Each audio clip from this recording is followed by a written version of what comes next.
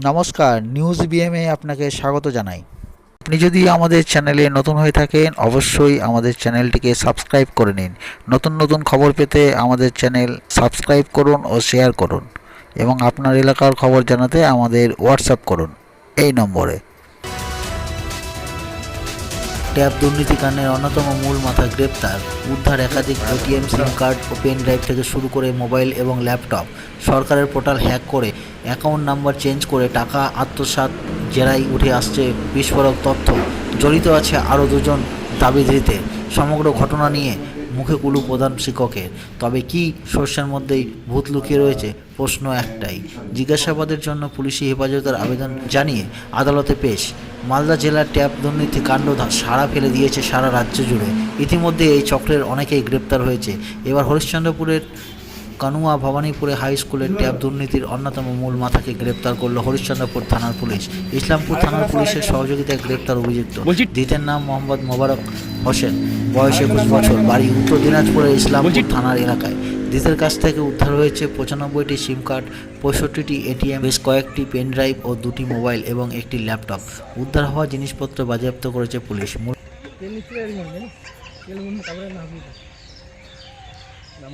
বলছি ট্যাব কেলেঙ্কারিতে গ্রেপ্তার হয়েছে, আর কারা কারা জড়িত আছে? আমাকে না একটা ছেলে আমাকে ফাঁসানো হয়েছে, আমাকে ফাঁসিয়ে দিয়েছে কালকে এসে। আমি একটা স্টুডেন্ট, আমিও স্টুডেন্ট। আর কজন জড়িত আছে, আর কজন আছে তোমাদের? আমাকে ফাঁসিয়েছে, দুইটা ছেলে আমাকে ফাঁসিয়েছে। কারা দুইটা ছেলে? কারা বলছি বলছি কোথায় বাড়ি তাদের? বাড়ি কোথায় তাদের? তাদের বাড়ি কোথায়? ওই দিকে একজন বসতে হবে। তাদের বাড়ি কোথায়? দাসপুরা।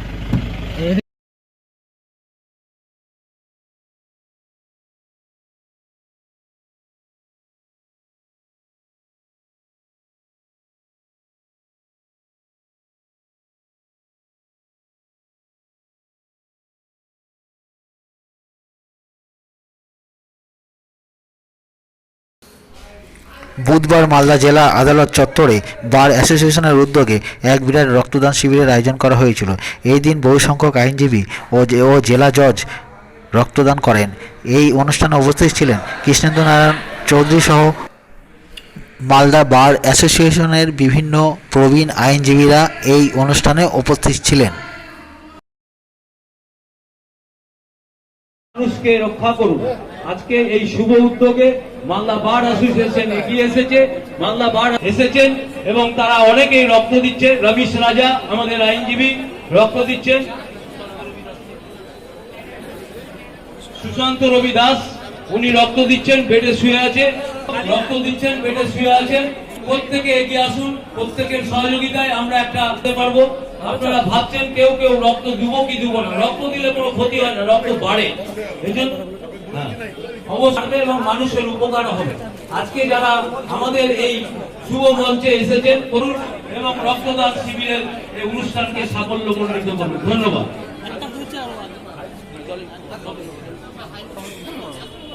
আমাদের মালদা বার অ্যাসোসিয়েশনের স্বাভাবিক শরীর থেকে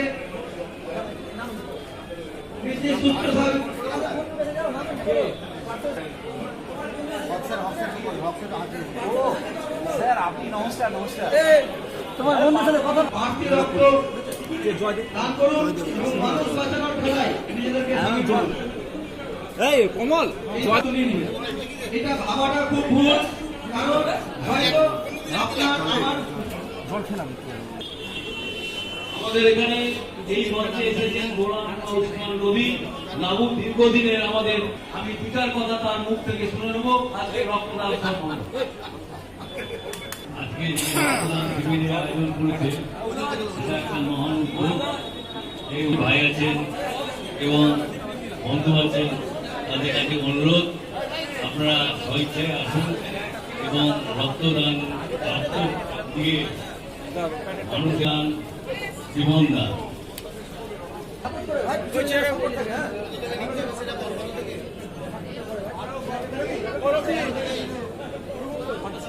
রক্তদান মহোৎসব আজ বুধবার যে রক্তদান শিবিরের আয়োজন করা হয়েছে তা চলছে। ইতিমধ্যে অনেকজন রক্তদান করে ফেলেছেন। উকিল বাবুরাও রক্ত দিচ্ছেন। এদিকে দাদা আপনারা দেখা নিলেন তিনি আঙ্কেল বাবু। আপনারা জীবনদান, রক্তদান, মহৎদান করলে আমাদের শরীর সুস্থ হয়, কোন রকম কোনো ক্ষতি আমাদের হয় না। রক্ত দিয়ে ফেলেছেন।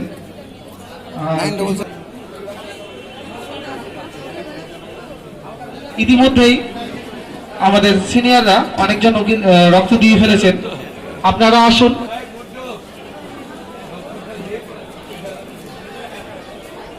রক্তের হাল খুব খারাপ, ঠিক সঠিক সময় আপনারা এই কাজ করছেন। অনিল বাবুরা রক্তদানের সংগঠক, ব্লাড ব্যাংককে সবসময় তাতে যেন রক্তের কোনো অসুবিধা না হয়। মালদা বার অ্যাসোসিয়েশনের এই মহৎ উদ্যোগ।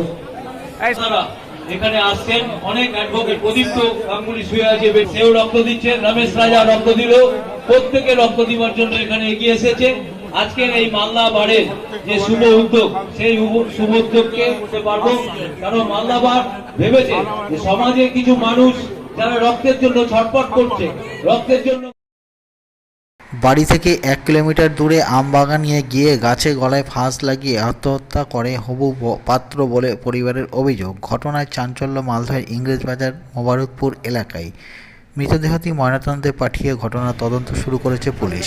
জানা গেছে মৃত পাত্রের নাম বিনয় মণ্ডল, বয়স 32 বছর, ইংরেজবাজার সাট্টারি মোবারকপুর এলাকার বাসিন্দা।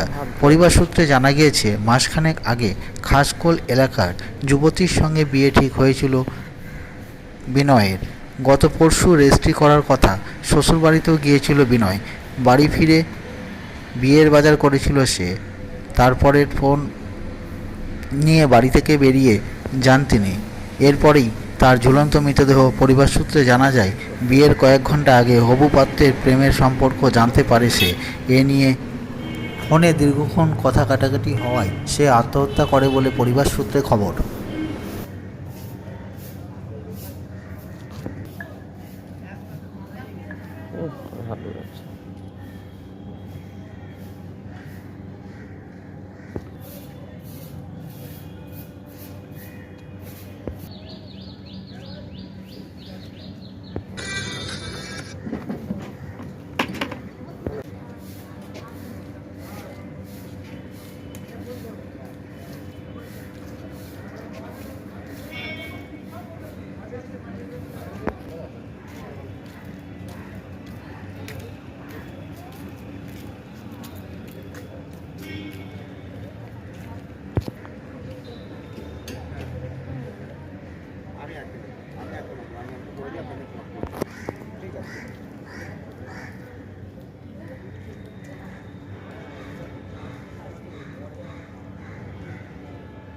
তখন বিকাল 5টার সময় পাবো। তখন তো বলতে কি সোমবারে 2টো থেকে আমার সাথে কোনো নাই। আমি গিয়েছিলাম খৈবাস্তি, আমার খৈবাজা ছিল গ্রামে, আমি খৈবাস্তি গিয়েছিলাম। সকালে ওকে দেখেছি, আর 2টার পর থেকে দেখিনি। সোমবারের দেখা। তারপর রাত্রে আবার বাড়ি খই ভেজে বাড়ি আসলাম। আমি আবার ফোন করলাম মোবাইলে যে বাড়িতে ভাই নাই। ফোন করছি তো ফোন সুইচ অফ বলছে।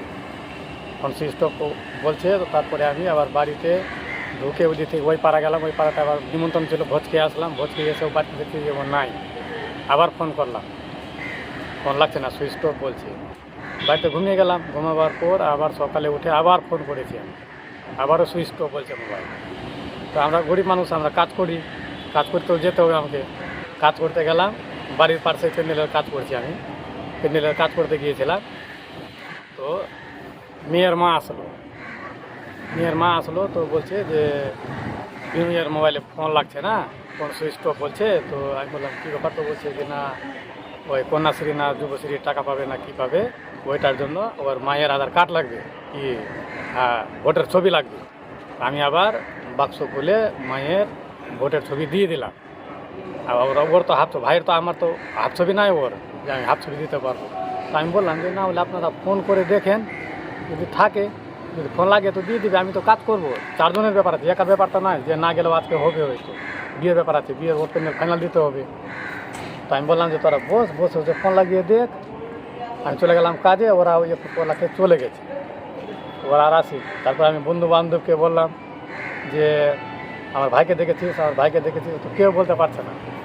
যাদের সাথে ঘুরতো আর কি, ওদেরকে জিজ্ঞেস করলাম, কেউ বলতে পারছে না। তারপরে আমি মনে মনে ভাবছি যে কোথায় গেল। তারপরে আমি নিজের জামাই দাকে ওর শ্বশুর বাড়ি পাঠাচ্ছিলাম। তুই আর যে বিয়ে লাগিয়েছে গোসাইপুরের ছিল, ওকে বললাম যে যা তুই ওর শ্বশুর বাড়ি যাবি, দেখে আসবি, ওখানকার সমস্যাটা যে একটু জেনে আসবি। তো গোসাইপুরের ও কিন্তু বাড়িতে নাই, ও চলে গেছে সাতটারই এসেছিলো, ওকে পেলো না। আমার জামাইদা ঘুরে চলে আসলো, ওইদিকে আর যাইনি। না যাওয়ার পর আবার আমি প্যান্ডেলের কাজে গেছি, ছাদের উপরে চেপে আছি, আর রাস্তা ধরে একজন যাচ্ছে, আমাকে বললো এরকম করে হাত দেখাচ্ছে। আমি বললাম কি, আমি তো বুঝতে পারলাম না। তো ও বললো যে বিনয় ফাঁসি লেগে মারা গেছে। কোথায় পেলেন বডি? হ্যাঁ, বডি কোথায় ছিল? বডি আমের গাছে ঝোলা ছিল। বাড়ি থেকে দূরে অনেকটা? হ্যাঁ, 1 কিলোমিটার হবে প্রায়। ভাই কবে বিয়ে ছিল? আজকে 11 তারিখে বিয়ে। আজকে বিয়ে ছিল। কোথায় ঠিক হয়েছিল বিয়ে? খাসকলে। আর কালকে সন্ধ্যার আগে বলছে, আমরা তো বাড়িতে ছিলাম না, কালকেই বললো যে আশীর্বাদী সব কিছু বাজার টাজার করে নিয়ে আসো। নিজে করেছিল বাজার? হ্যাঁ, বাজার টাজার। পরশুদিন বললেন কোনো রেজিস্ট্রির ব্যাপার ছিল বা এরকম কিছু ছিল? আর রেজিস্ট্রি করতে গিয়েছিল, কিন্তু আমরা ওইসব কিছু জানি না। পরশুদিন গিয়েছিল কোথায়? ওই খাসকল গিয়েছিল বলছে।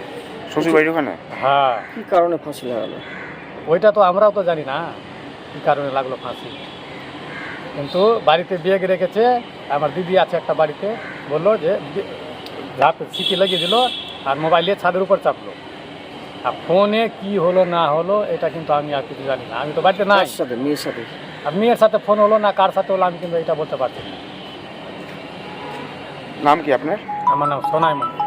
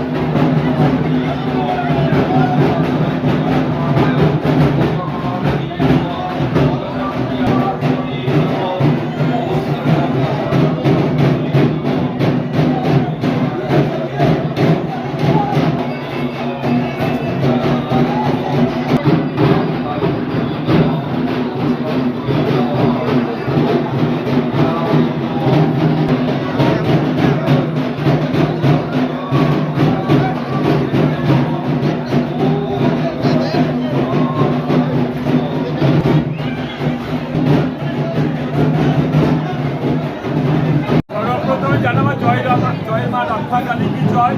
এটা ঐতিহ্যবাহী একটা মা রক্ষাকালী পূজা পূজিত হয় প্রত্যেক বছরে অগ্রায়ণ মাসের কৃষ্ণপক্ষের মঙ্গলবার। আজকে সেই পূজা অনুষ্ঠিত হচ্ছে খুব জাগ্রত মথুরাপুর কাহারপাড়ায়। 352 বছরের ঐতিহ্যবাহী এই মা রক্ষাকালী পূজা, এবং এটা খুব জাগ্রত। দূর দূরান্ত ঝাড়খণ্ড, বিহার, কলকাতার বিভিন্ন হাজার ভক্ত এখানে উপস্থিত হয় এবং প্রত্যেকের মনস্কামনা পূর্ণ করে।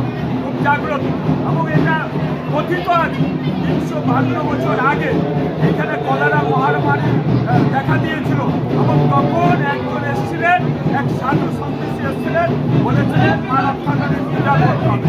তবে থেকে আজও পর্যন্ত সেখানে মহামারী দূর হয়, মা রক্ষাকালী পূজিত হয়।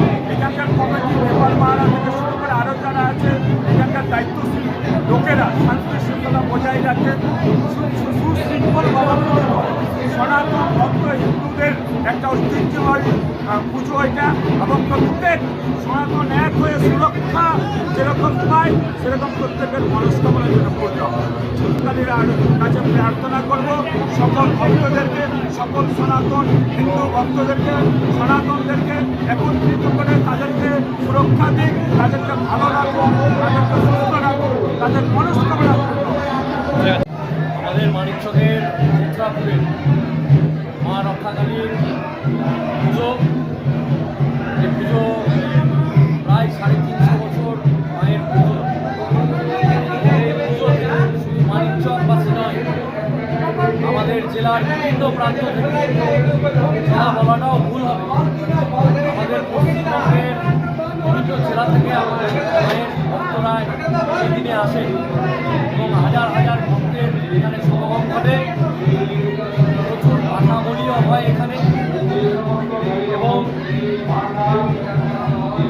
মায়ের ভক্ত বিভিন্ন প্রান্তে থেকে আজকের এই দিনটাই এসে উপস্থিত হয় এবং আজকে আমরা এসেছি মায়ের কাছে প্রার্থনা করতে। আমরা যাতে ভালো থাকি, মায়ের আশীর্বাদ নিতে প্রতি বছরই এখানে আসি, আজকেও এখানে এসে মায়ের আশীর্বাদ চাইলাম। আজ আমাদের ভালো লাগে। প্রশাসনিকভাবে সমস্ত রকম বাণিজ্য থানার প্রশাসন, জেলা প্রশাসন এখানে সকলভাবে ব্যবস্থা করেছে। মায়ের দর্শন করতে পারে এবং কমিটির যারা উদ্যোক্তা আছে তারাও সমস্ত রকম ব্যবস্থা করেছে যাতে কোনো ভক্তের যাতে কোনো রকম কোনো অসুবিধা না হয়। আমরাও রয়েছি যাতে বিভিন্ন প্রান্ত দূরান্ত থেকে যে সমস্ত ভক্তরা এসেছে তারা যাতে সুস্থভাবে মায়ের দর্শন করতে পারে, তার জন্য আমরাও পরিষেবা দিচ্ছি। পুলিশ প্রশাসন, জেলা প্রশাসন সমস্ত রকমভাবে রয়েছে।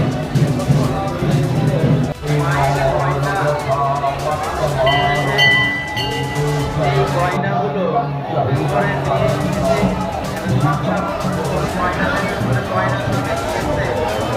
এই গয়না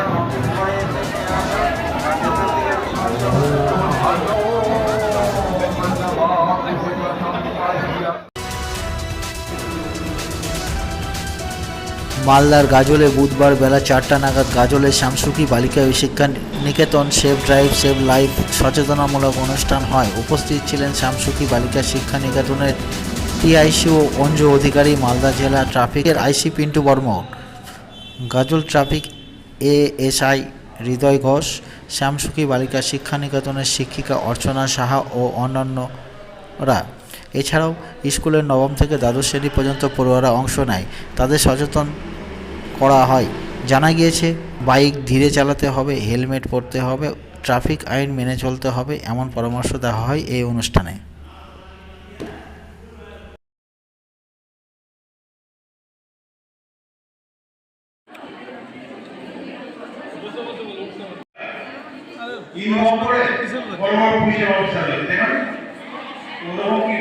সিনেমাতে হয় না, তাহলে বাস্তব তারা তোমার মতো যারা ছাত্রী তারাই বড় হয়ে একদিন হয়। আমরা তো চাই তোমরা একদিন বড় হয়ে ভালো কিছু হো, আর এই শামসুকি স্কুলের নাম যেন উজ্জ্বল হয়। আমরা শুনবো যে হ্যাঁ শামসুকি স্কুলের যে স্টুডেন্ট ছিল এই স্কুলের মেয়েটা আজকে এরকম বড় একটা অফিসার হয়ে, আমাদের পুলিশ ডিপার্টমেন্টে হোক বা সিভিল ডিপার্টমেন্টে হয় না, অবশ্যই হোক। তো সেরকমই তোমাদের মনের মধ্যে কারণ অনুষ্ঠান থেকে আসি কি বলো, আগে কারো কোনো প্রশ্ন নাই? আচ্ছা প্রশ্ন তো আছে যে আমি এটা করলাম হয় না, যে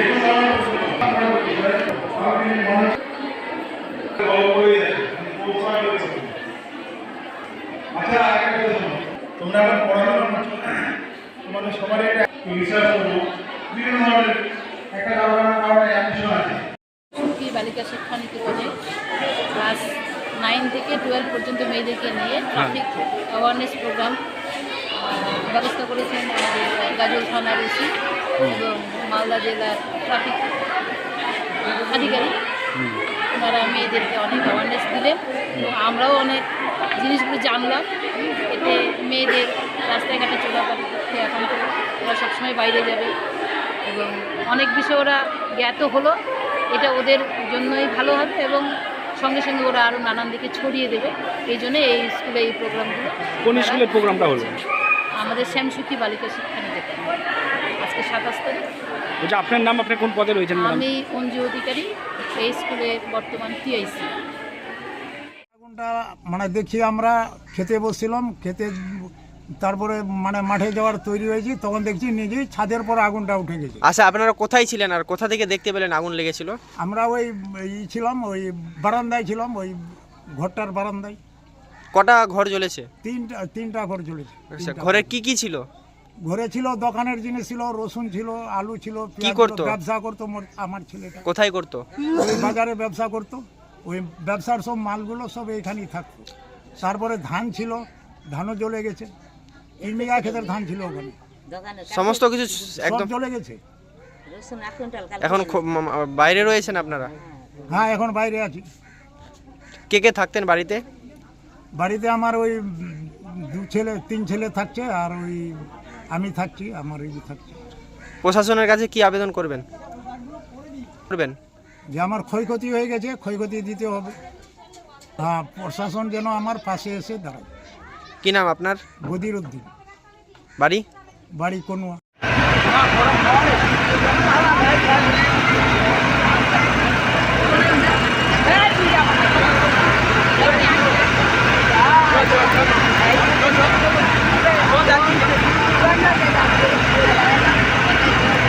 জলমল মারছে কি মারছে না বেকো কিছু বুঝতে পারছি।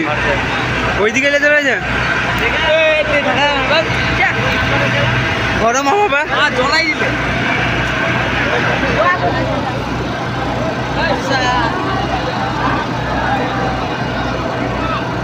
হ্যাঁ, এই যেখানে আগুন লেগে গেছে দমকলটার পাশে দেখ, দমকলটার পাশে দেখ। এই সাইডে চলে আয়, দেখ রেকর্ডিং করছি।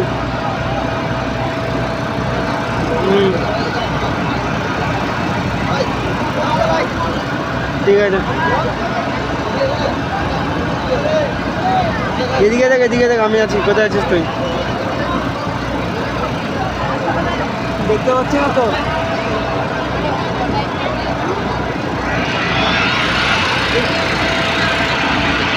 তিনটা। কোথা থেকে আগুনটা লেগেছিল, কিভাবে? বাড়িতে মানে আগুনটা এখনো হদিস পাওয়া যায়নি, কেমনি লাগে। বাড়িতে কেউ ছিল কি ভিতরে? না, আমি একাই দেখলাম তো ছাদের উপর আগুন। কোথা থেকে তুমি দেখলা? বাইরে থেকে, বারান্দা থেকে। বাড়িতে কে কে থাকতো? আমি, বাবা, মা, আমার বউ, ভাবি, ভাই, সবাই। কি কি ক্ষয়ক্ষতি হয়েছে? আমি ডেলি মার্কেটে আমি দোকান করি। আমার যত সমস্ত মাল ছিল, পেঁয়াজ, আলু, রসুন সব জ্বলে শেষ হয়ে গেছে। আর কি জ্বলেছে? ধান ছিল, 2 বিঘা ক্ষেতের ধান ছিল। আর কি কি ক্ষয়ক্ষতি হয়েছে? আর সাইকেল ছিল, তারপরে অনেকগুলো সব মানে যত মাল ছিল সব শেষ। দমকল এসেছিল? হ্যাঁ, দমকল এসেছিল। আগুন এখন নিয়ন্ত্রণে আসছে? এখন নিয়ন্ত্রণে এসছে। প্রশাসনের কাছে কি আবেদন করবে? আমি প্রশাসনের কাছে আবেদন করছি আমার যে ক্ষয়ক্ষতি হলো সেটা যেন সাহায্যের হাত যেন বাড়িয়ে দেয়। কি নাম তোমার? আমার নুর আলম। বাড়ি কোন?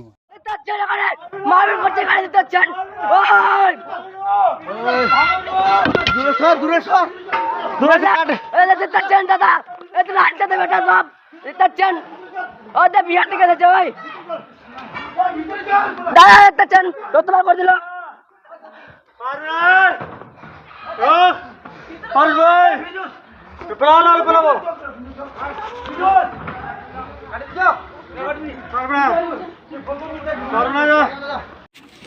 বলছি দাদা, আপনাদেরকে কেন আটক করেছে? কি মনে হচ্ছে দোষটা কার? দোষটা আমরা কিছু বলতে পারলাম না, কালকে মারপিট নিয়ে জানলাম। হ্যাঁ স্যার।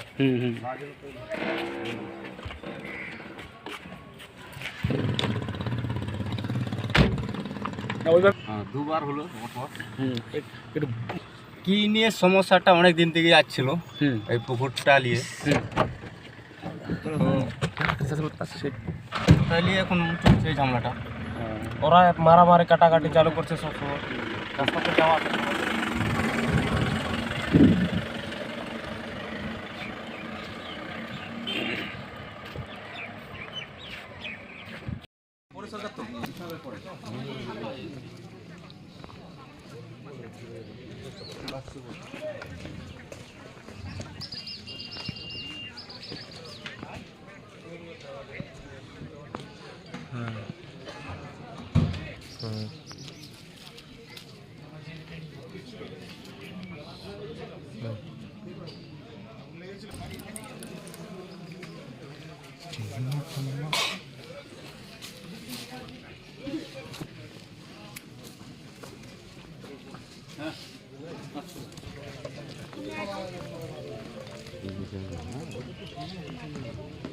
হাইটে দেখতেছি।